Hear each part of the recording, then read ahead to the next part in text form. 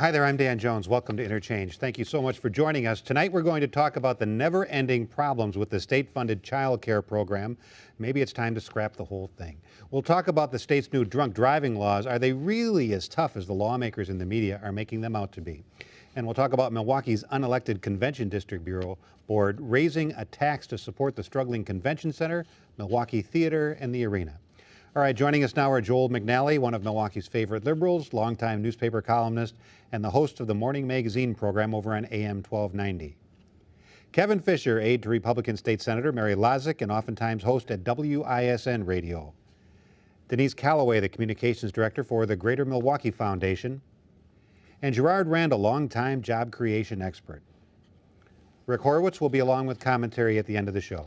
All right, the first thing we'll talk about is the state-run $350 million Wisconsin Shares Child Care Program. A new audit shows that hundreds of centers haven't even been inspected. Hundreds of employee background checks weren't even done. This on top of the excellent Journal Sentinel investigation, which showed some folks were scamming the system for hundreds of thousands of dollars. Others were linked to known drug dealers. It does make you wonder if the state should just stop paying for child care altogether. Maybe it's time to let people pay for their own child care. Well, I wouldn't go that far. This program was begun at the time that W-2 was promulgated as a necessary adjunct to moving people into the workforce. Even at that time, many mothers were having relatives who were watching their children for them, and it got to be a cottage industry. If you were good at taking care of children and you had the facilities to do so, and frankly, the stamina, you then took on a number of extra children to take care of as well. Some people may be good child caregivers, but not necessarily good business people. And I think that's what we've run into as the program expanded. Obviously, the numbers of people who were involved as business owners, in addition to being child caregivers, blossomed. And the state did not keep up with the process of checking to make sure that good care was being given and good business practice was being followed. That's it in a nutshell. Now they're scrambling to figure out how they can monitor both whether or not quality child care is being provided and good business practices being followed.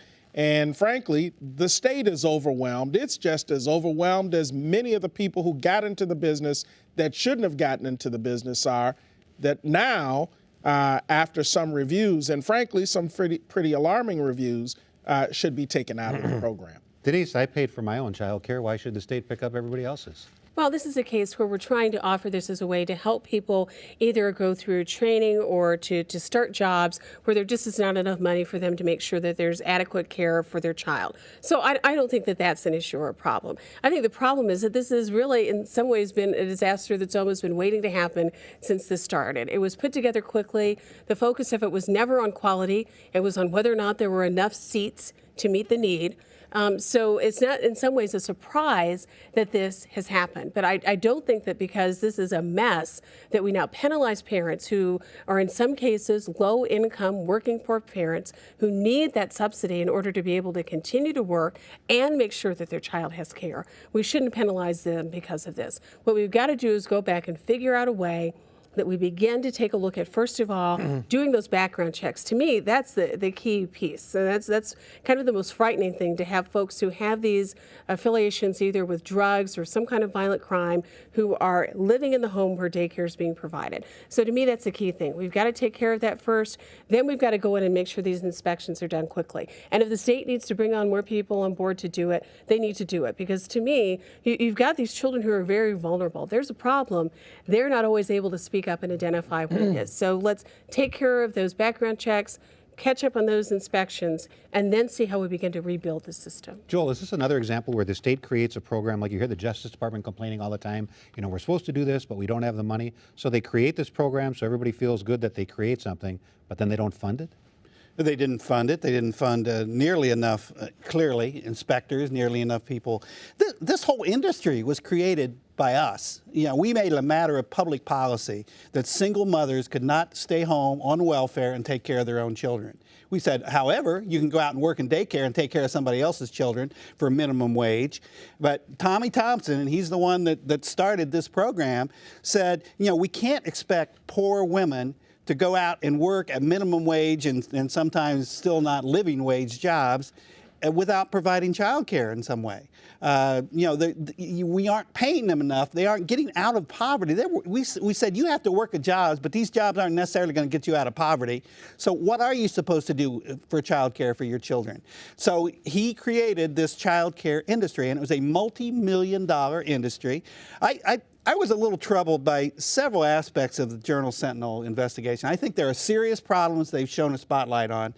When crimes are committed, when women are creating fraud and reporting that they're taking care of children that don't exist, or people are just trading children back and forth and counting them 2 or 3 times, clearly any violations need to be cracked down on, and we need to have an administrative structure that can know what's going on and crack down on it. But truthfully, some of these women who made a lot of money out of this program, I think they're being demonized for being entrepreneurs, for actually creating good businesses.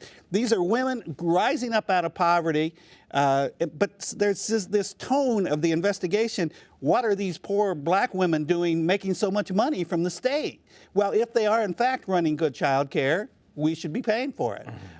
We can't penalize them. In any other industry, we would call these people business successes.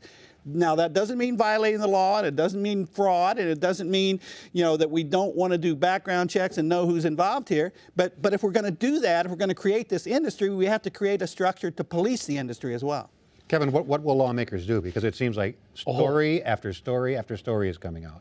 What will lawmakers do? Well, they're going to keep their eye on this very, very carefully. And I read the audit. They made it very clear. You're going to have to report back to us in 6 months. Here's what we want you to do. And they laid it out. And there's about a dozen things they want the State Department to do. Are they getting the resources to do it?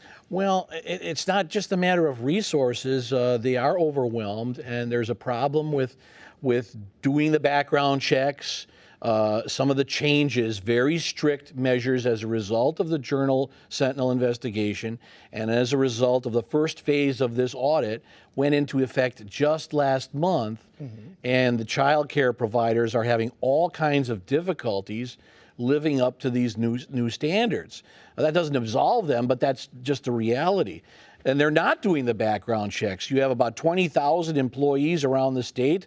The state could only do background checks on 3% of those 20,000 workers.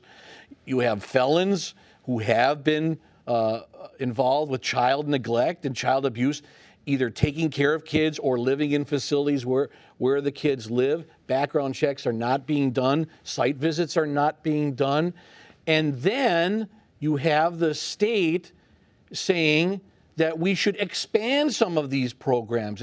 And see, I think that's what you cannot do. You have enough trouble now working with the programs that you have, but now you're going to make all these bold promises where you don't have the funds, you don't have the workers, you can't effectively take care of the truly needy right now.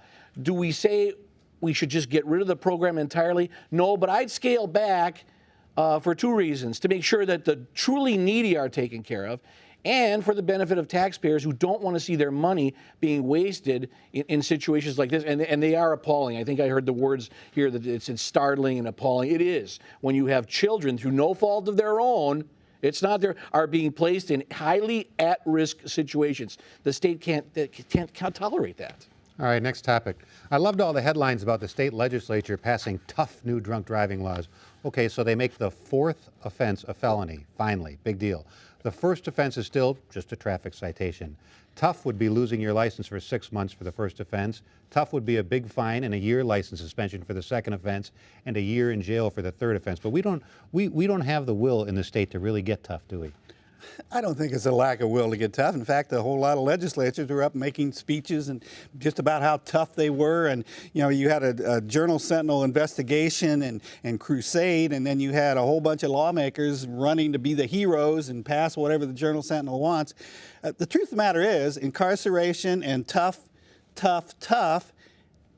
hasn't worked. And guess what? We want to get tough some more. How about treatment? How about, you know, some funds into alcohol and drug treatment, treatment on demand for people who need it. I am very glad. It could have been a lot worse. I disagree with you. I don't think a first offense should be a felony. I may be the only person on this panel who is not at risk to be arrested for a first offense because I don't drink anymore. But anyone who does, anyone who drinks alcohol could very easily be arrested for a first offense. It can be a warning. It can make you change your life. It can make you change your behavior, and I think it should in many cases. But wouldn't 6 months without a license make you change your behavior? Yeah, taking licenses away from people. You know that incarceration in the Milwaukee County Jail, the charge that most people are incarcerated for is driving without a license. You have to drive to go to work. You have to drive to live your life. And they will. We take licenses away, but people will still drive. You know, the truth of the matter is, you know, I don't think more toughness is going to help chronic alcoholics. We actually have to have treatment and treatment for chronic alcoholics. The fact that people can get arrested for fourth and fifth offenses and not go through treatment and not, you know, have some, you know, sledgehammer over them, forcing them through treatment, I think that's wrong. But we definitely have to emphasize more treatment than just more incarceration, which is very expensive and clearly hasn't changed people's lives. Is treatment the answer? Well, I mean, you get so frustrated when you read Joe Blow's been arrested for the 12th time. Should maybe they offer treatment or mandate treatment after the first time or second time? Well, it should be a part of the calculation. If you're going down the line and you're dealing with some of the same people that have the same issues. That and how the laws will be enforced. If you go up into some of the rural communities where you've got people who, when they go out to a tavern or a club and they drink, they have to drive some distance in order to get back.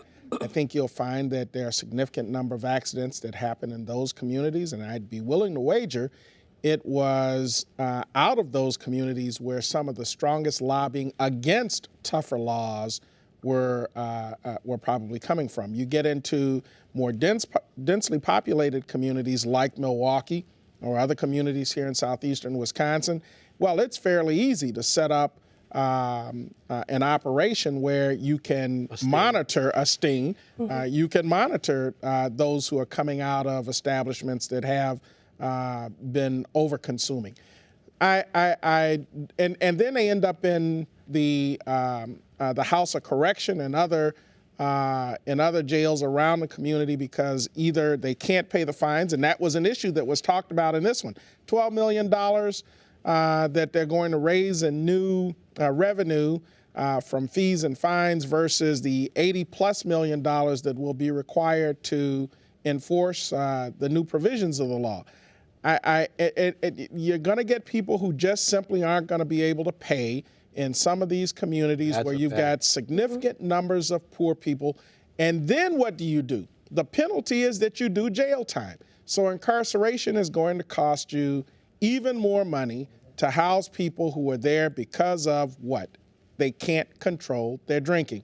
So yes, getting back to your original question, it's important that you have to have at some point, at some stage, when you recognize people are drinking out of control, some kind of opportunity for them to go into rehabilitation. But it's not just that they can't control their drinking. As a consequence of that, they put Others dozens of other people or hundreds of other people, if you're driving on the freeway, at risk. And if there were a perfect way in which we could do this, I'd like to think that between the public and the legislature, we would have come up with it. But clearly, to say that we're getting tough, because now on your fourth offense, it's a felony, is ridiculous. It's not getting tough. We still are not being able to treat early on the core problems that people have with drinking too much. Actually, the locks, I think, are effective, and I think that was a good part of the legislation. Well, that's the more expensive part of the I legislation, disagree too. there. We've heard at the hearings and from law enforcement that they're actually kind of a joke that the offenders can get around them quite easily. You just have somebody else blowing it. Well, Right. or they get a different car. They steal somebody. They steal Joel's car. My favorite was blowing into a balloon and then having the air into the balloon release slowly into the lock so that it's tricked. Somehow they find a way to drive. They do. The 7th, 8th, 9th, 10th, 12th time. I, as you know, am a lock them up and throw away the key guy. On this one, I'm not convinced, although I'm all for tougher penalties. Obviously the jury's out of whether you believe this package of reform was tough enough. I'm all for that. I would like to see more treatment programs. I am not convinced that the treatment programs work. This was a legislative solution, but you also have the judicial branch where you have a lot of judges who have let these guys just continue to go out and drive again, and the consequences have not been tough enough. I am happy to remember a year ago I said it wouldn't be a slam dunk, and we were talking about every proposal under the sun. We were going to put sobriety checkpoints up. We were going to take away the car. We were going to make bartenders make sure that they conducted themselves under absolute sobriety. A lot of those things went by the wayside, which was good because I think they went beyond. They stepped into civil liberties. I'm not convinced this will work because you cannot legislate good behavior. Right. And there's no guarantee that this will work. I'm on a wait and see attitude. I'm not sure. I think behavior is changing, though. I think society is less tolerant of drunkenness. I think the fact that I don't drink anymore, I go to parties now, and I can tell that not very many people are out of control. Back when I was out of control, I wasn't noticing it. But now I am, and it sticks out like a sore thumb. I think there's much less tolerance for allowing people to drive after they've been drinking. And I think that's what is changing everything. Not these tough laws, not legislators getting up making speeches. Wait till next year when these municipalities, when these local law enforcement people say, hey, you're making us lock up more people. That's right. We don't have the wherewithal, the money, the resources, the space. The cost this of is this. awful. And tucked away in that bill, I haven't had a chance to dig it up yet, the legislature, and it hasn't been reported yet, they have increased the fees, the fines for people who aren't guilty of drunk driving. So if you're speeding, all of a sudden your fee just doubled or tripled, and you're saying why? Well, that's to pay for the drunk drivers who can't pay for their fees. Why should I have to do that? You said we can't legislate morality and behavior. You're right, we can't. But we can legislate consequences. And that's where I think we fell short on this, to wait till the fourth offense to make it a felony. And we know from past behavior that sometimes it takes that felony conviction or people facing that felony conviction before they decide they're going to seek help. So to wait till the fourth offense, I think we missed an opportunity. The argument against that is that, well, anyone can make a mistake. A priest, a lawyer, a congressman, anyone can, and to put the hammer down would be wrong. That's the argument that's made about, and that's what killed going after the first. I would agree with you, except we know that the first time that person is caught, in 99% of the cases, is not the first time that they've driven drunk. Well, you can say that about, it's true. But a lot of those first-time offenders, you put them in a classroom, that's not enough because chances are they're going to do it again. All right. Because the economy is horrible and convention business is down in Milwaukee, the board that runs the convention center, the Milwaukee Theater, the old auditorium, and the arena this week was able to double the food and beverage tax that helps support those entities. I'm not very comfortable with these unelected boards holding the power to raise taxes. It really is a tremendous amount of power with very few checks and balances whatsoever. They just say, we're short money, we need more, let's raise the tax. Well, we've certainly called a lot of attention to some of these boards that have taxing authority. One of the ironies in all of this is that it highlighted the situation that the Milwaukee Public Schools are in with the proposal that the mayor be responsible for the schools, and that the school board, in many of the notions that have been thrown out there, that the school board would no longer have responsibility for overseeing the taxing of the population for its operation.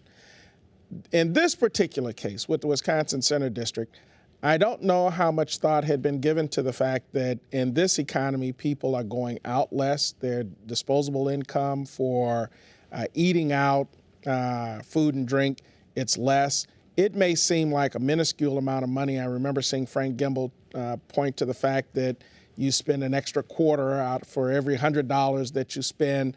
The simple fact of the matter is that people see that as one more impediment to their being able to spend whatever disposable income they have. And so there will be some people that will be angry enough about it that they won't go out and spend as much as perhaps I don't they know used about that. Well, Yeah, come on. You know what? Now that is a reach. I will admit that. Be there. I think there will be fewer people who are going to go out and spend money because they see 50%, my martini is 15 they cents see more? 50% Yeah, increase in the tax. I don't think people are going to do that. I'll be honest with you. I don't know that most people who go out to eat would have noticed that extra 25 cents on a $100 bill if it would not have been pointed out to them. The dilemma that the district board has is that it has a fiduciary responsibility to do certain things to make sure that these facilities are taken care of. And it's exercised its fiduciary responsibility. So do you have an extra 25 cents on a $100 bill, or do you have problems where you can't pay debt, or you have facilities or other problems? No, the answer is, Denise. I think all things, the situation that it was in, it did the right thing. It did the thing that was the most fiduciary responsible thing for it to do. And it's not going to have a huge impact on most people, much less of an impact than if there were maintenance things. Yeah, that's the typical argument used by taxers and spenders. Well, it's only, when in the big scheme of things, it's only this. You know, we just celebrated, if you will, this week, the anniversary of the Boston Tea Party. And what was the Boston Tea Party all about? It wasn't about 25 cents. Rick Horowitz it wasn't about 25 cents. This is serious stuff.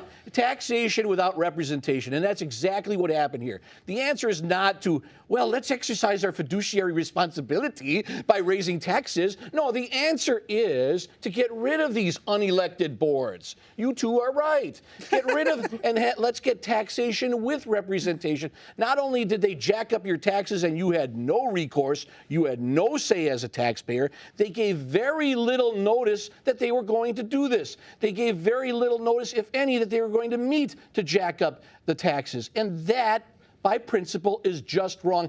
It is not some fiduciary responsibility. Oh, it is too. It's fiscal, it is fiduciary responsibility. Wouldn't it be irresponsible to run a business that attracts better acts at the Milwaukee Theater Center and better things in the arena and better conventions? Actually, you know what? I think they've shown this past year they're running these facilities very well. They actually made a profit during this recession. At the same time, the Bradley Center was losing $4 million. You know, and the truth of the matter is, this is the first tax increase since this board was created. You know, it is remarkable in a lot of ways what they've done. I've heard people criticize the Milwaukee Theater.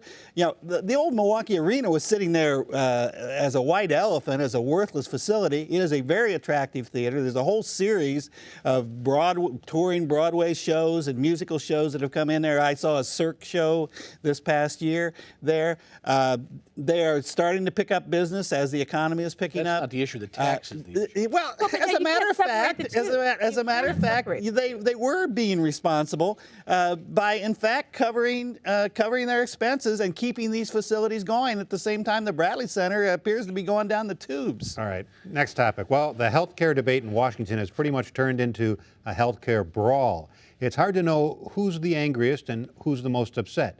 At times like these, it's always good to consult with an expert. So here's Rick Horowitz, or should I say, here's Dr. Politics. Welcome back, and time to see what's in this week's mailbag. Let's start with one from Connecticut Joe.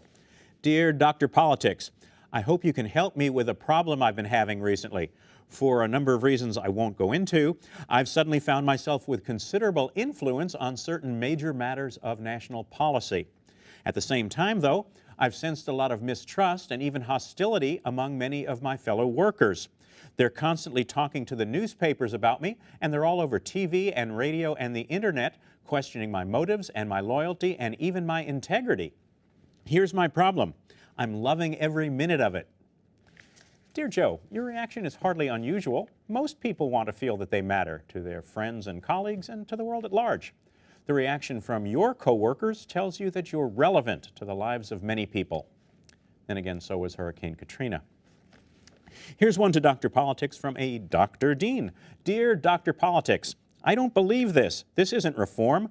This is a total sellout to the insurance companies. How can anyone possibly support anything like this? Just kill it and start all over again. I'm so angry I could scream.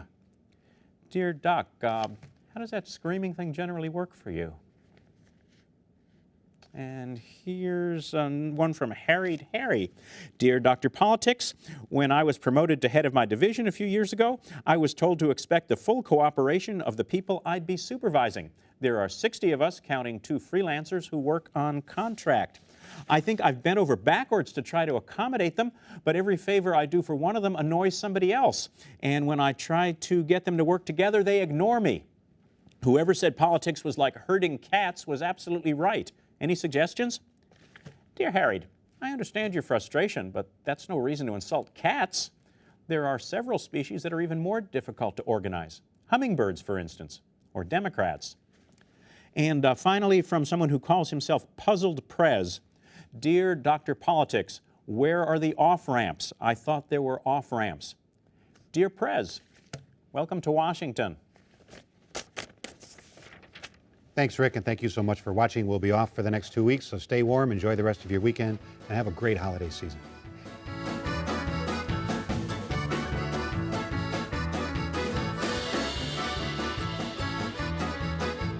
Who's got a beard that's long and white? Santa's got a beard that's long and white. Who comes around on special night? Santa comes around on special night. Special night.